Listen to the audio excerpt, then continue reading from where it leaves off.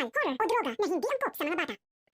Natataranta si Megan at Jenny matapos nga nilang malaman kung ano ang nangyari sa kanilang pamilya.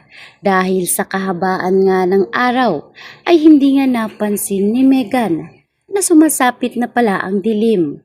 Sa tindi kasi ng sama ng loob niya kay Jenny ay dito nga niya nakasama si JC para makalimutan paminsan-minsan ang kanilang problema. Kaya naman, nang silipin ni Megan ang kanyang cellphone, ay bumungad agad sa kanya ang balita na nasa ospital umano ang kanyang Lola Amelia. Kaya naman, hindi na nga siya nakapagpaalam kay JC at agad niya nang iniwan ito na parang bula. Dito niya dali-daling pinuntahan ang nasabing ospital at nakita niya ang sitwasyon ng kanyang lola. Ngunit bago pa man tuluyang pumasok si Megan, nakita ni Megan si Minchi. Kaya sa galit nito ay kinumpronta niya si Minchi na talaga namang sakit sa ulo ang mag-inang ito. Kung ano nga raw ang mangyayari dito kay Amelia ay sisiguraduhin umano ni Megan na magbabayad silang mag-ina.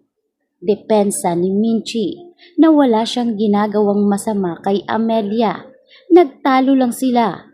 Ngunit nang mapansin nga ni Minchi na tila kinakapos ng hininga si Amelia, ay bigla nga raw itong natumba kung kaya't siya na mismo ang humingi ng tulong para mapunta sa ospital ang matanda. Ngunit ilang beses ngang kinutya ni Megan si Minchi at sa pagdating nitong si Jenny, sinabi niya dito na dahan-dahan lang daw umano si Megan sa kanyang pananalita. Hindi pa nga raw nila alam kung ano ang tunay na nangyari, kaya wag nga raw husgahan ni Megan ang kanyang ina. Alagad nang umalis si Megan, masama ang loob kay Jenny, lalo pa na ang dahilan ng kanyang pag-alis ay si Jenny. Kaya dito, hinintay ni Megan na magising ang kanyang Lola Amelia at nakatulog na lang ito. Bigla ngang may humaplos sa kanyang ulo at napansin niya nagising na si Amelia. Tinanong ni Megan kung ano nga ba talaga ang tunay na nangyari. Subalit anya nitong si Amelia na may nabanggit sa kanya si Minchi tungkol kay Jenny. Kaya naman, hindi na pinalawak pa ni Amelia ang mga dahilan at sumagi na rin sa isipan niya ang sinabi ni Minchi na anak nga nito ni Dios si Jenny.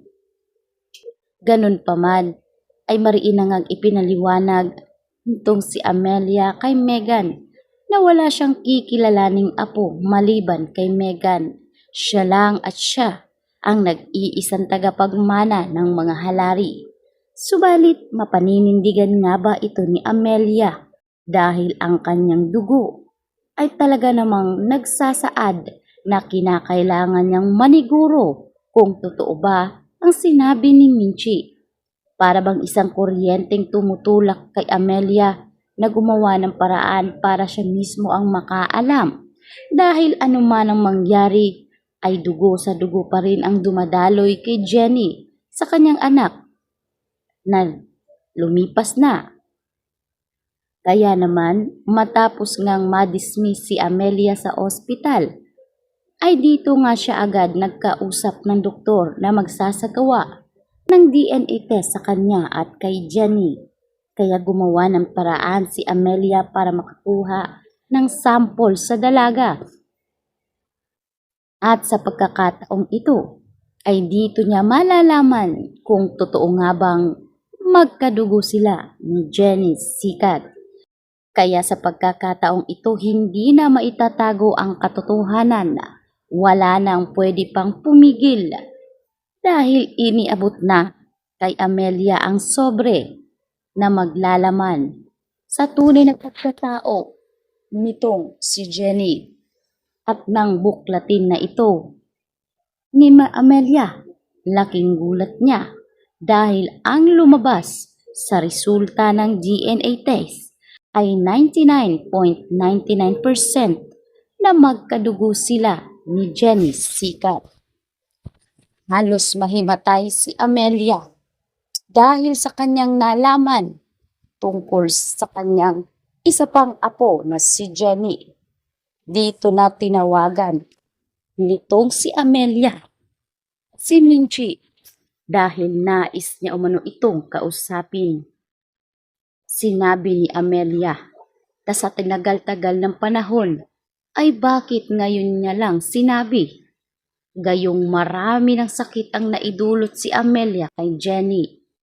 Ngunit paliwanag nitong si Minchi para sa katotohanan at para na rin sa katahimikan ng buhay ni Minchi ay pinilit niya na wag nang sabihin pa sa iba.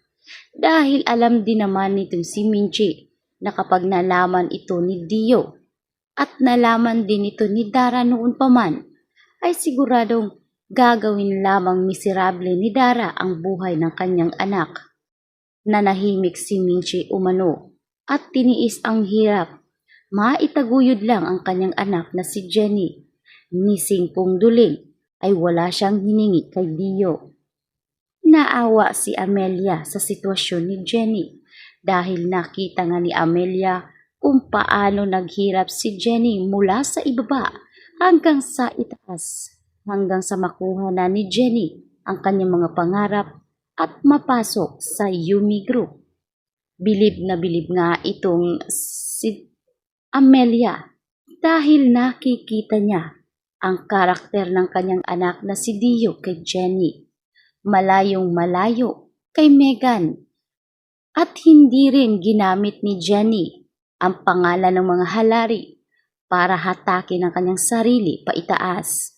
Ganun pa man ay sisikapin umano nitong si Amelia na hindi magiging miserable ang buhay ng kanyang apo. Sa susunod na henerasyon ay matatagamtaman nitong si Jenny ang marangyang buhay na dapat ay sa kanya. Kaya naman itong si Amelia ay naluha na lamang habang nais niyang yakapin si Minchi.